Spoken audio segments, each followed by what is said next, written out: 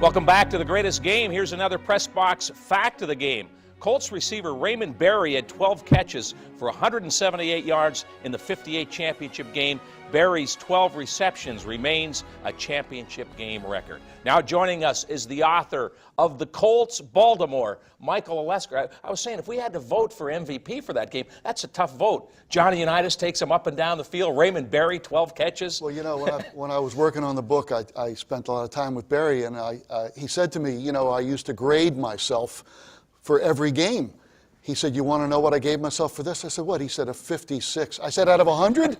He said, we all have our standards. He missed a block in overtime. Wow. So he 12 catches, 178 yards, and he flunked the course, right? And 3 catches on the way to the tying field goal with 7 seconds left. 2 catches in the overtime. Yeah. Still gave himself a 56. Somebody said if this same game, same circumstances, was Chicago and Cleveland, wouldn't have meant the same thing. Well, You're a Baltimore guy. It was phenomenal drama to go to overtime, but the fact that we were playing in New York, in Yankee Stadium, where the Yankees won it year after year, the Giants were winning it a lot.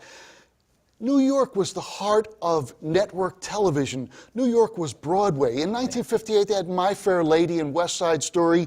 You know, phenomenal stuff. In Baltimore, what was the height of entertainment here? We had, you know, Blaze Starr and Irma the Body dancing on the block. That was about it, right? You know, television was Buddy Dean and Miss Nancy. That was about it.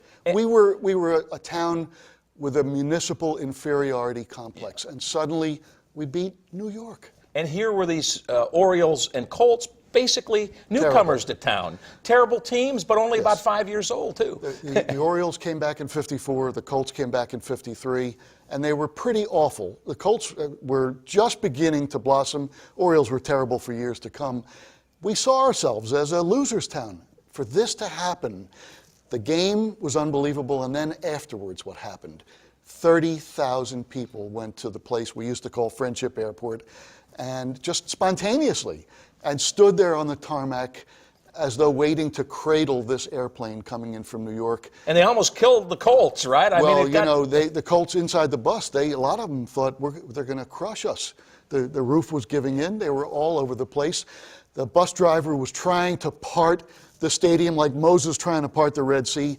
You know, they finally got away. They take the players to their cars. One of the players I interviewed for the book is Andy Nelson, the great defensive back. And barbecue man. And barbecue guy out on Cockeysville, York Road. Got to get a plug in for Andy.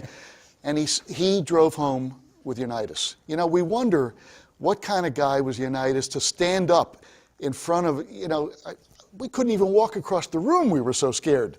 And here was Unitas completing one pass after another, keeping his composure. Nelson said, we get into the car, we drive home, just the two of us. And I said, God, what was that like? Were you talking about every single play? Were you know, we're listening to the radio. He says, we drove home in absolute silence. He said, we get to my house, I get out of the car. He says, John Unitas turned to me and goes, see you tomorrow. That's John. He kept us cool through everything. Yeah. Cool, calm, and in charge. Remarkable man. Tell me what it means today, the memories, your book, and when people relive this special time in Baltimore. I am getting the most phenomenal response to anything that I've ever written. It is dwarfed by this book because it's like the last roundup for a generation. People are calling, they're writing, and they're telling me what it was like for them back then, which is the wonderful thing because this was, for a lot of us, this was the central part of our lives back then. The Colts were an absolute religion to a lot of us. Michael, enjoyed it? Great. Continued success with the book, and I know it'll be a great Christmas present for a lot of people around the first of the year. Michael Olesker knows all about Baltimore and the Colts and that special time. Plenty ahead on The Greatest Game. Jamie takes a walk down memory lane with one guy who was at the game and got away with the game ball, and another who watched the game at home. And if you were lucky enough to own any memorabilia from that game, you may have solved a recent economic problem. How to know how much all that stuff is worth? That's coming up on The Greatest Game.